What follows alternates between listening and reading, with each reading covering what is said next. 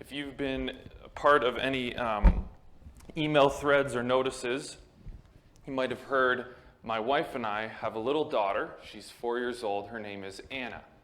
And Anna had heart surgery this past week. Now, Anna was born 4 years ago. She was born 3 months early. 3 months early, right around 27 weeks old. It was an extremely dramatic experience where we were in the hospital, and there was a moment there when I thought I was going to lose both Karen, my wife, and my daughter in the same moment. And I remember the nurse said to the doctor, "We need to wheel her out. We need to get this baby out." So suddenly there's this room full of doctors and nurses, and they wheel Karen out. And on the last nurse on the way, she's like, "Okay, hang tight. Hold on. We'll be right back." And so she walks out, and I'm sitting there alone in this room. And I'm like, what just happened? And I had this really overwhelming experience, like, this is going to change my life. No matter what happens, this is going to change my life in an extraordinarily dramatic way. By God's grace, 15 minutes later, and I remember that moment, those 15 minutes, this feeling of fear came over me. Then that moved into there was anger because there were certain things that were happening that I wasn't sure of and didn't have confidence in. And I was like, that was a bad decision. And I was getting angry. And then by God's grace, that moved into this beautiful feeling of peace. I remember all I had on me was my phone, and I pulled it out and I started writing out all my feelings. And then I started writing out a prayer, and I started praying to God. And what started in this feeling where if you saw me, you probably would have seen clenched hands and something might have broke, but we won't tell that story, But then it moved into this deeper level of feeling that God had for me. This past week, I experienced some of those similar things again. Anna goes in and she had this small hole in her heart, it's called, atrial septic defect. And around this age of 4, they say, okay, we've got to get in there and we got to put in a device that essentially closes off that hole because the blood flow isn't going to be good over time. So we've got to get in there, and it's amazing what our doctors and nurses and medical community can do now. I think it's an equation. I think it's innovative technology plus incredible human wisdom and knowledge, and God's miraculous hand equals what we just experienced this past week. And I got thinking, and so she's doing great. We're exhausted, but it was a beautiful week. In and out of Sick Kids Hospital in Toronto, stayed overnight there after the surgery, and some challenging moments, no doubt, but by God's grace, it looks like everything's going really well. So if you see Anna, she's a little shy, but you want to just give her a high five. She probably won't high five you, but all good. You still maybe go for it, fist pump. Way to go. That'll turn into an awkward moment for you. But life is full of awkward moments that we should embrace. It got me thinking. This is the picture, and you won't be able to see it very well from where you are. But this is, there's right here, this is the device that they put in to her heart. And so the doctor, he comes out, we're waiting in the waiting room, he comes out and he says, "I want to give you this." He goes, "We just put a device to repair your daughter's heart." I'm like, wow. So I'm sitting there, we take this, I'm like, don't lose this, James, first of all. This is something very important that I want to give to Anna one day. But it just made me think, I can't believe we're at a place now in our modern health system and technology and the knowledge God's given us and given us this technology to get to this point that this could happen. But it really also made me ask a question. And the question was, what are the holes in my heart that I am leaving unchecked? Am I at a moment in my life where I need repair of my heart, or I need surgery on my heart. And maybe you're even in a moment where you're like, well, maybe I actually need a whole new heart. This is what the Bible says. He says, I can give you, Jesus says, a new heart. If you don't know me, you don't follow me, you don't follow my commands, you don't live a life after me, who I am, Jesus, the Lord of all things, guess what? There's great news. I can give you a new, brand new heart. And for someone here or online or future YouTube watching this, maybe a new heart is what you're going to ask God to give you right now. And maybe you're actually going to take a moment this morning and ask God to repair something that's going on in your heart. And perhaps even this morning, there's some serious surgery that needs to be done within your heart, between you and God or you and others. So as we get into this text now, let's pray that the Lord, through his mighty Spirit, speaks to us in a way that moves us from here to this place of beauty and depth with him. Join me in prayer. Lord, thank you for this moment that we get together. As a family, we get to come together, look at your word, and seek out your words for us, for this moment in our time and our lives. As we will see, Lord, in this story, you in your glory appear. And Lord, I'm inviting you by the power of your Holy Spirit to appear to us today. By your Spirit, enter into our minds, enter into our hearts and our bodies to transform us to be like you, Jesus, in this world. Lord, so I'm asking, I'm actually really pleading with you, Lord, now that we don't go away from this time together unchanged, but that we truly work it out with you to repair, to transform us in your likeness, Jesus. Love you, Jesus. Amen. If you've got your scriptures there as we were reading, let's get that open there to Acts. And we've been going through this whole series in Acts, and we're up to chapter 9 now. And I want to read you the very first verse. Meanwhile, Saul was still breathing out murderous threats against the Lord's disciples. Now we're just getting a new kind of turn in our story, where suddenly this guy Saul, we're going to hear about a lot more. And this is his Hebrew form of Paul. And then we switch over and we start hearing about Paul, who's the same person. So Saul and Paul, the same person. We're going to start hearing about this character now, because he then goes off, as many of you know, and writes a whole bunch of the New Testament that guide our daily lives. So he's kind of a big deal that we want to understand what his whole story is about. But before this story of coming to know Jesus and the powerful story we're going to read, something really intense is going on.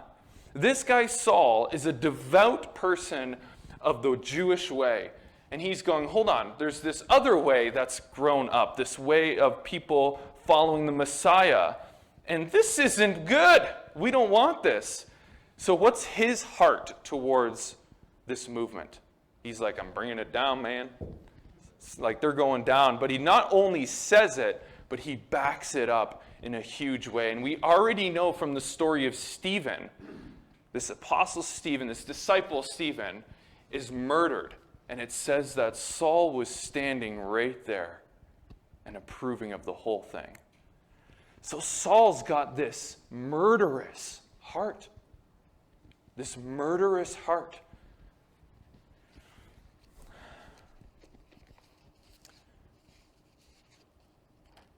To me, I've been asking that question right there. Meanwhile, Saul was breathing out murderous threats against the Lord's disciples.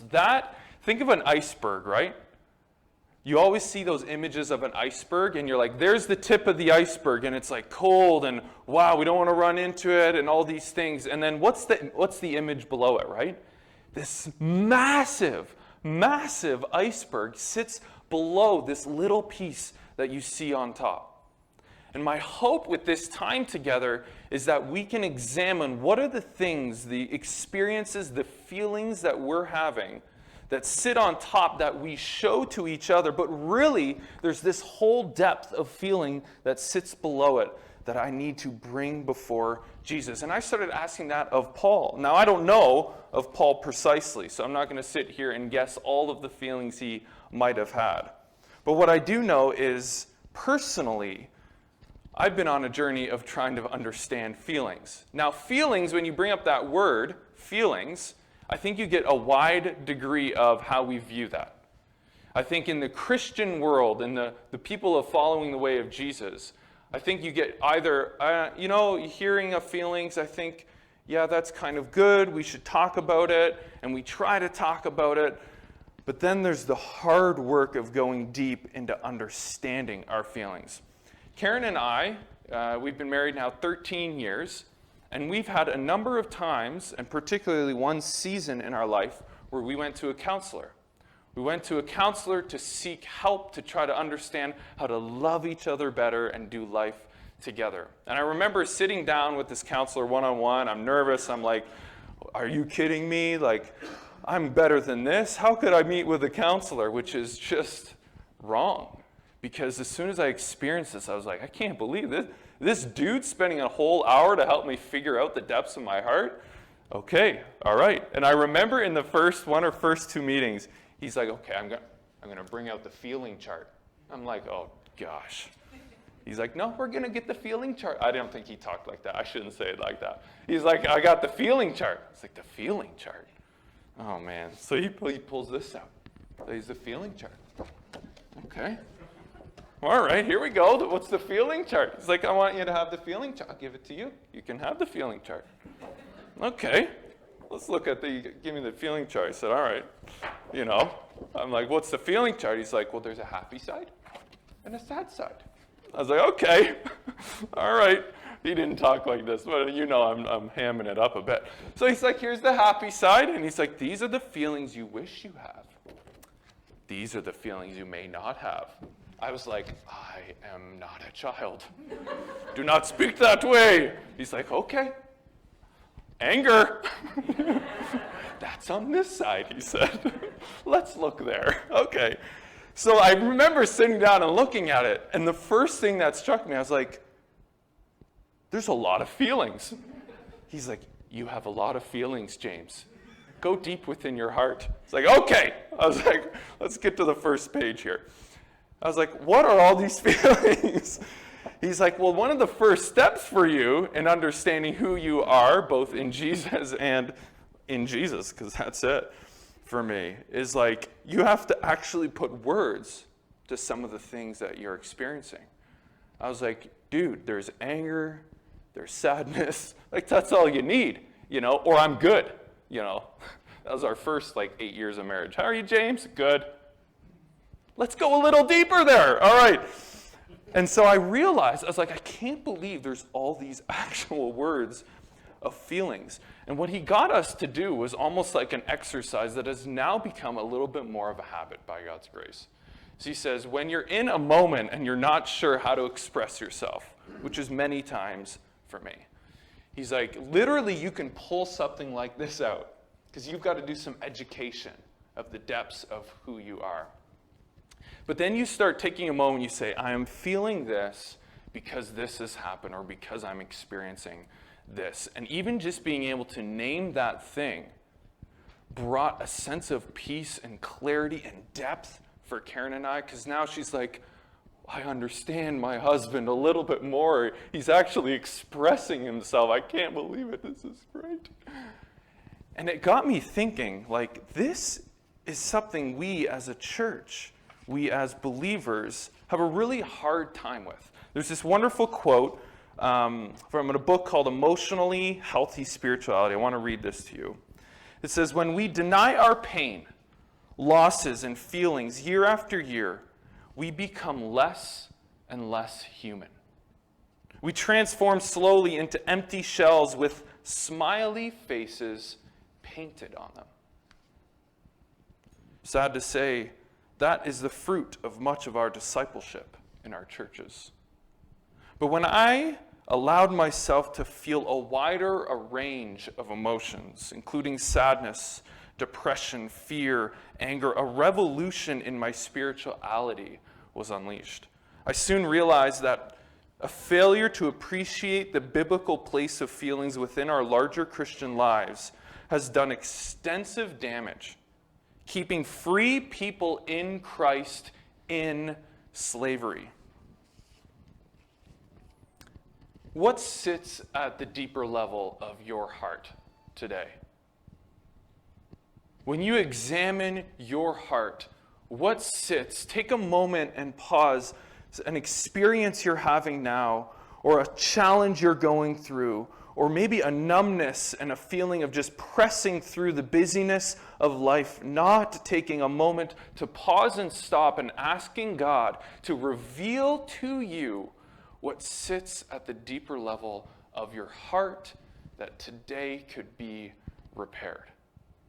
Because this hard work of going that layer deeper within the iceberg is the work that leads us closer to Jesus. And it is His Spirit that can guide us into that depth.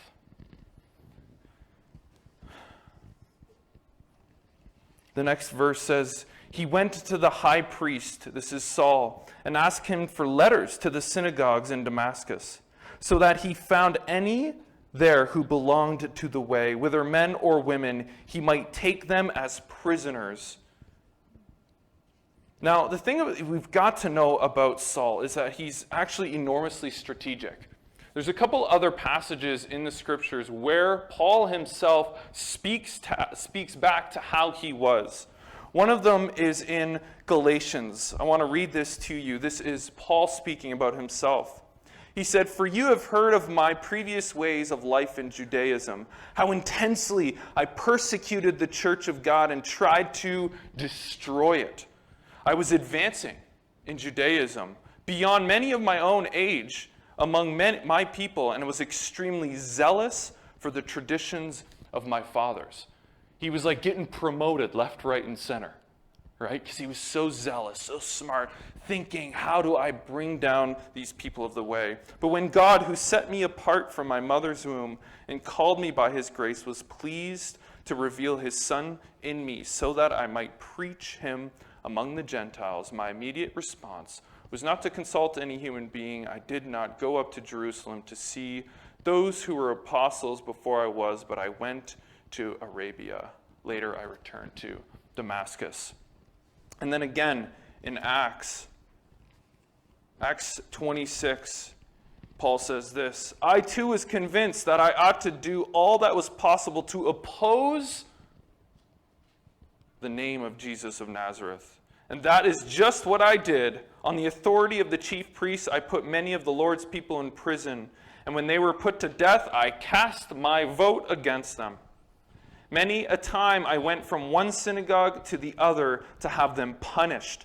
I tried to force them to blaspheme. I was so obsessed with persecuting them that I even hunted them down in foreign cities."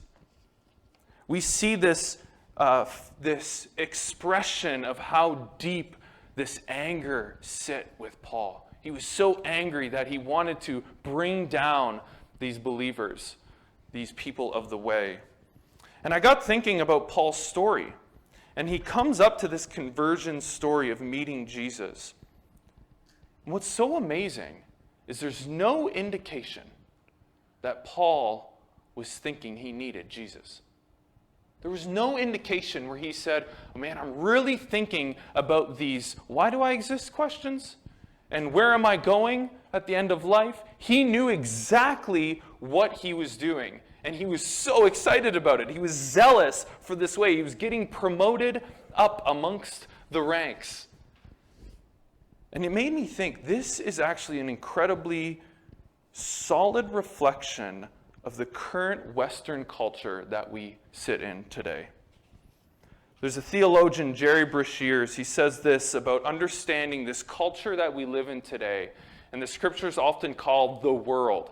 The Bible talks about these three enemies of the soul, the devil, the flesh, and the world. And he's trying to define the world, this society, this culture we live in today. He says, the world is Satan's domain, where his authority and values reign.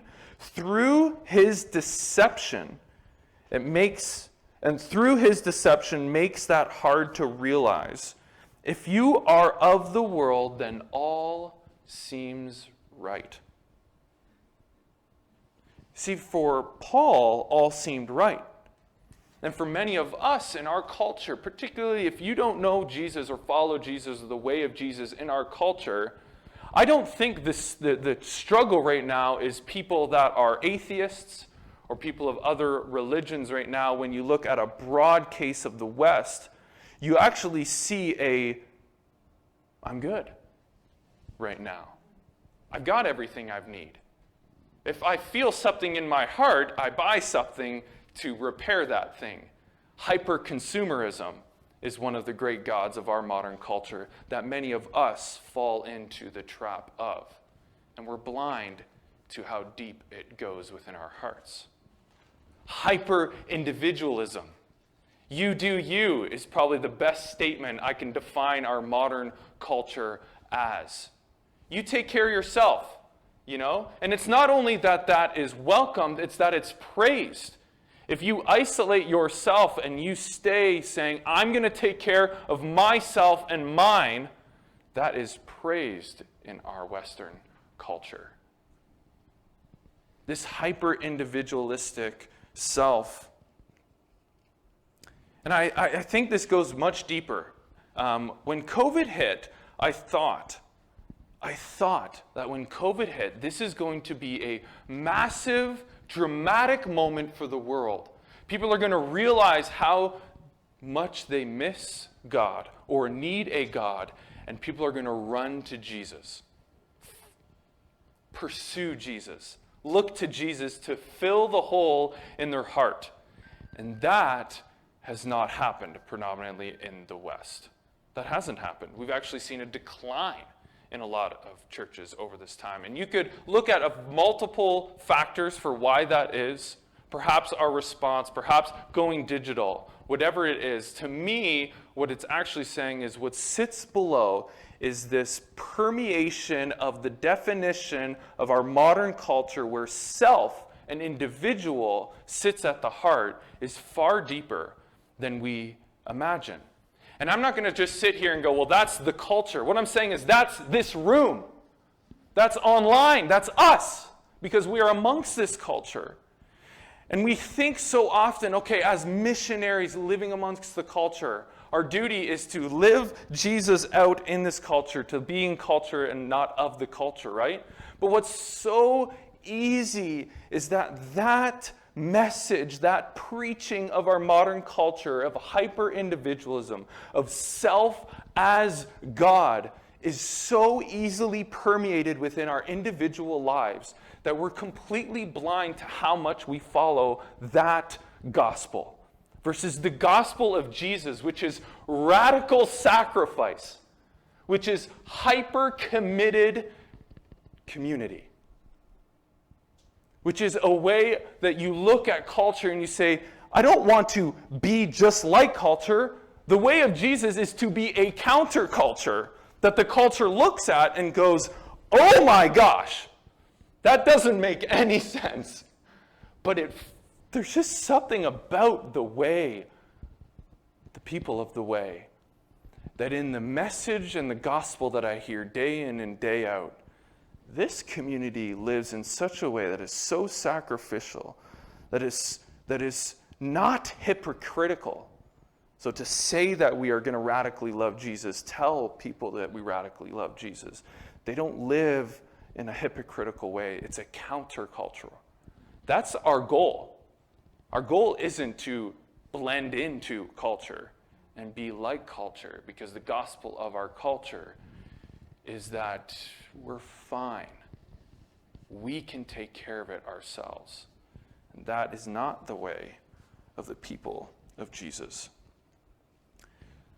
So this amazing moment happens in our story next. As Saul near Damascus on his journey, suddenly a light from heaven flashed around him. He fell to the ground and heard a voice say to him, Saul, Saul, why do you persecute me? There's a couple other stories in the Bible where the glory of God shows up, and the only physical reaction that we have is to fall down on the floor. You see this with Ezekiel, who was a priest. I want to read this section to you. There's this image, this vision that God gives Ezekiel, and he lays it out, and there's this windstorm, and there's these four creatures, and there's this wheel. You got to go back, read Ezekiel, because it's fascinating. You get to this story where there's this image of a vault, and then he says there's something above it. Like all this stuff is going on. I'm trying to figure it all out, and then something happens in the vision to Ezekiel. Then there came a voice from above the vault over their heads as they stood with lowered wings. Above the vault over their heads was what looked like a throne of lapis lazuli. And high above, which I'm not sure exactly what that is, and high above on the throne was a figure like that of a man. I saw that from what appeared to be his waist up, he looked like glowing metal, as if full of fire. And that from there down he looked like fire. A brilliant light surrounded him. Like the appearance of a rainbow in the clouds on a rainy day, so was the radiance around him. This was the appearance of the likeness of the glory of the Lord. And catch this. When I saw it, Ezekiel says, I fell face down, and I heard the voice speaking to me. In Revelation, John, the Apostle John, is on an island, right? And he gets a vision from the Lord as well. I, John, your brother and companion in the suffering in the kingdom and patient endurance that are ours in Jesus, was on the island of Patmos because of the word of God and the testimony of Jesus. On the Lord's day, I was in the Spirit. This is an important phrase for us today. Because if we're going to do heart repair or heart surgery in this moment today, it's only by the power of the Spirit in us. I heard behind me a loud voice like a trumpet, which said, write on a scroll what you see and send it to the 7 churches, and he names them. I turned around to see the voice that was speaking to me, and when I turned, I saw 7 golden lampstands. Then he talks about, I'll just keep going because it's amazing. And among the lampstands was someone like the Son of Man, dressed in a robe reaching down to his feet and with a golden sash around his chest. The hair on his head was white like wool, as white as snow, and his eyes were like blazing fire. His feet were like bronze glowing in a furnace, and his voice was like the sound of rushing waters. Might, strength, power, authority. In his right hand he held the 7 stars. He held 7 stars, and coming out of his mouth was a sharp double-edged sword. His face was like the sun shining in all its brilliance. And here's what John does when he meets the glory of God, when he experiences the glory of God. When I saw him, I fell at his feet as though dead. Then he placed his right hand on me and said, do not be afraid. I am the first and the last. I am the living one. I was dead, and now look, I am alive forever and ever. I hold the keys to death and Hades. You see, when we experience the glory of God, and perhaps that's a moment as well this morning that you might have. And I think you might hear that and be like, well, hold on, like, where's this going, James? How are we going all wacky tobacco here? Like, this is kind of strange. No, there is a direct connection in Scripture. When we experience God in his glory, we fix our eyes on him and he meets us in some way, a feeling within our heart, a supernatural experience that is often accompanied by something physical within us. Because those aren't separated things. So when John and Ezekiel experience the glory of God through a vision, you can't even feel anything else, but you have to just go down. You go back to that story of when Karen was shipped off to surgery, and I'm in this room alone. I remember standing there, this nurse goes out, and in that moment, I was just like, I can't even, maybe you've had this moment in your life where like something so big has happened. What do I do with my body? And I just remember I was like, chair, please, chair. And I like went and like got down on a chair. When we experience the glory of God, something physical can accompany that. And that's what has happened in our story with Paul. I think, too, the connection with light, and you see this all throughout Scripture, is this reminder Jesus gives that is when light appears, darkness is exposed. Darkness cannot go. It's gone. It's gone in the midst of light appearing. He says, Saul, Saul, why do you persecute me? To persecute the people of the way was to persecute Jesus. Then we get to this next verse. Who are you, Lord? Saul asks. I am Jesus, whom you are persecuting, he replied. Now get up, go into the city, and you will be told what to do. Now there's a discussion around, is this use of the word Lord, Lord as in sir, or Lord as in Lord? And Gordon and I connected. I'm going to let Gord tackle some of this dialogue because you need the second half of the story to really do that justice. But what I want to say is this, is when I hear that word Lord, I instinctively ask, is Lord God, the Lord, the actual Lord of my life? And again, going back to this cultural time we find ourselves in, it's so easy to turn ourselves inward because that's the gospel of our society. I remember I was on YouTube the other day, and there's a button you can click called Explore. You can just see what are the most popular videos. I don't know if you've done this before. You can just see, here's all the most popular videos everybody's watching. And I started looking through the list, and I was like, wow. There is a thread that's emerging in what is most popular on YouTube. And you know what it is? It's when the title of the video starts with, I accomplished this feat. I self-fulfilled this thing. I ran this type of length. I did this miraculous thing. And if you're a YouTuber at all, or if you follow anything, the biggest YouTuber right now is a guy, well, his tagline is Mr. Beast, right? And he's killing it across YouTube. And I know a lot of people have watched this, particularly the young generation, track everything he does, right? So I'm not going to come along and rail on him. What I'm going to say is he's figured out why everybody keeps watching his videos. It's because everything, all his videos are centered around, here's what I did, something miraculous, something amazing, something we could never think of.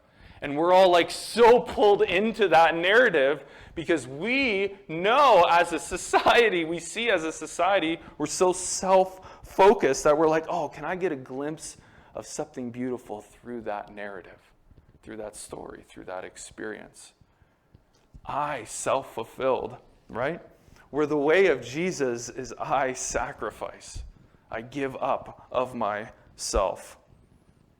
And so when he says, Lord, who are you, Lord? To me, it's more of a reminder of who is Lord in our life. And I don't want us to miss this other line when he says, I want you to go up into the city and you will be told what to do. Why didn't Jesus just tell him exactly what was going on next? To me, the lesson there is that you don't get to do this life following the way of Jesus. You don't get to this moments of heart repair and heart surgery without community and without others involved in it, which is why we're together today, to take time to process this. The last few verses, he says, the men traveling with Saul stood there speechless. They heard the sound, but did not see anyone. Saul got up from the ground, but when he opened his eyes, he could see nothing. So they led him by the hand into Damascus. For 3 days he was blind and did not eat or drink anything. Why 3 days? Why blind him physically? Why not eat or drink? The 3 days is a symbol and a reminder for Paul of the 3 days between Jesus' death and resurrection. Jesus very powerfully, to me, he's saying, he's reminding Saul, he's preparing him for all that he's about to learn about Jesus. And he's saying it took 3 days for Jesus to come back to life. Sometimes these moments for Paul, you have to take time to process and go deep into all that is happening. And I love how Jesus gave him 3 days to process. He blinded him to remind him physically of the spiritual darkness that sat in his soul. And he didn't just go, boom, I'm going to bring you back. He's going, I'm going to let you linger on that a little bit. I'm going to let you reflect on that a little bit. Because you just keep going around killing my children. And I'm not going to have any more to do with that. So I'm going to let you sit and dwell in that a little bit. Out of his grace, he's letting him go deep and understand what sits at the layer below in Saul. He's like, on the exterior, you're persecuting my people, but you need to go deep in your heart, and you need to think about this for a little while. And then I'm going to bring people into your life to speak into it, bring along the Holy Spirit, and let's get to work. So here's my question to us right now. Where is that disconnect in your heart? Where are the things that you're doing against others right now? Maybe it's something that's a lie that you are holding on to. A lie, something that you keep doing against God or against others, and you refuse to tell anybody. That never, ever ends up well. Maybe it's a habit that's formed within your life now. And it's a habit where you're like, I keep drinking. I keep looking at pornography. I keep reading novels that are taking me further away from my depth of relationship with my spouse than they are helping it. Maybe it's staying up way later than you should on a consistent basis. That's then making you tired the next day, and you can't give your family what it needs. That's irresponsibility. Maybe it's just a disconnect from Jesus, where you're like, I keep trying to do this life my way, solve my problems my way. So here's my invitation to you. I'm going to take a moment to pray for us. I'm going to invite you to physically go down on your knees or lay down on the floor if you're able. And as I pray, I want us to collectively do this together. And my invitation to you is, as I pray, speak these words: Spirit of God, speak to my heart right now. Because I can tell you all these words and we can read all these things, but as we know through Paul's story, Ezekiel's story, John's story, and any of our stories, the only way we heal is from the healer. And so, as I pray, fall down to your knees. Maybe not fall, slowly go down if you want. Go to your knees or go on the floor. If you want to invite God with those words, Lord Jesus, Spirit of God, speak to me right now. And then open up our hearts to what he might have for us. Because as I said in the very beginning of my prayer, I don't want us to go away today unchanged. Why are we here if we're not wanting to be here to be changed, to become like Jesus? So because of his powerful work on the cross through his Spirit, he can actually change our hearts to be more like him right now in this moment. So join me in this prayer.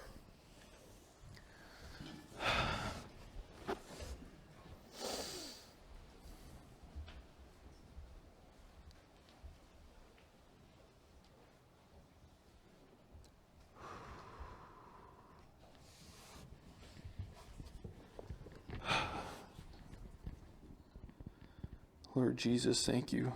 Thank you that you are good and powerful. Lord, as we across this room and at home are down, I just take this 30-second silence and we say these words, Lord, through the power of the Spirit, speak to me right now.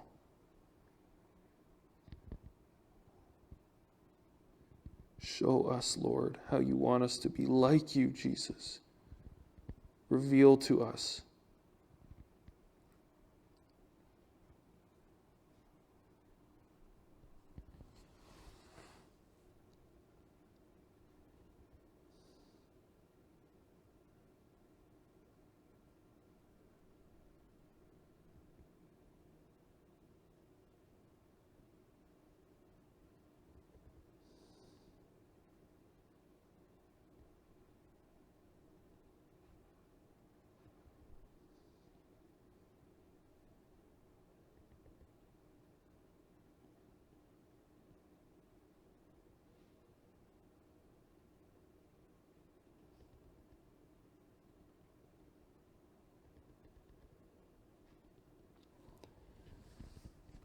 Thank you, Lord Jesus.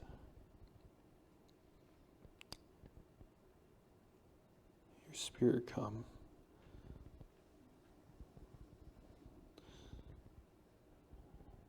We surrender, Lord.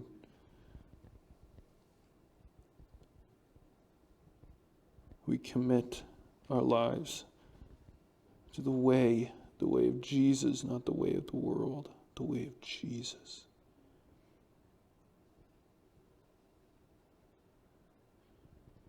We commit to the way of sacrifice for others.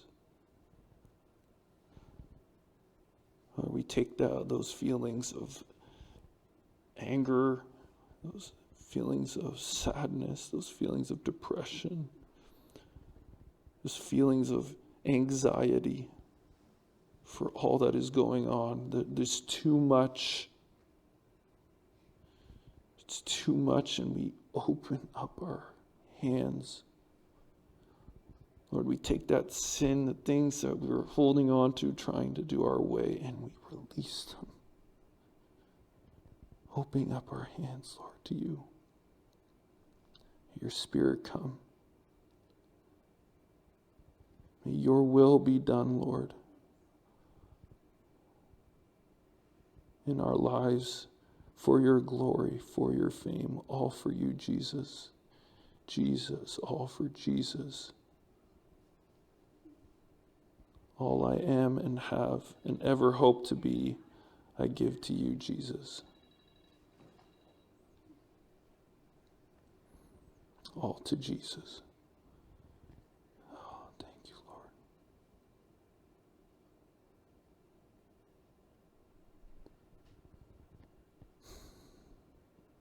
Thank you, Lord Jesus.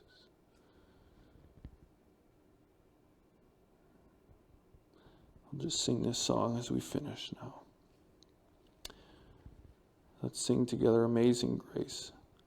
Amazing grace, how sweet the sound that saved a wretch like me. I once was lost, but now I'm found. Was blind, but now I see. Thank you, Lord Jesus. We were blind, but now we see through your power. Love you, Jesus, so much. Amen.